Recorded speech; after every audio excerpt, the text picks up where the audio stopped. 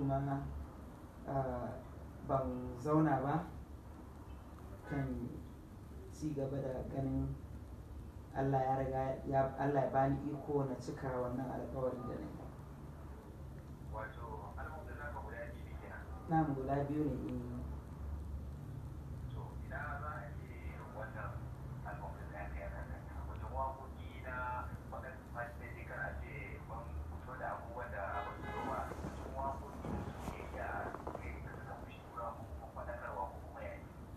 To ai duka a duba da yanayin yadda rayuwar ta zama da canje-canje da muka gani a cikin wannan lokaci, to babu inda ba a taɓa ba na soyayyar da kuma faɗakarwar domin jan hankalin mutane a gane ina rayuwa ta dosa.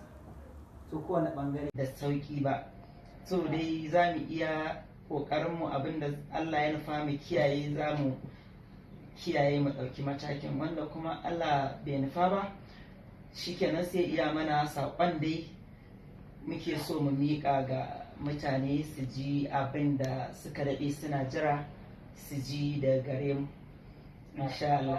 Wannan lokacin za a iya cewa kamun mutane cikin duhu ba kamar yadda ka samu barin su cikin haske ba.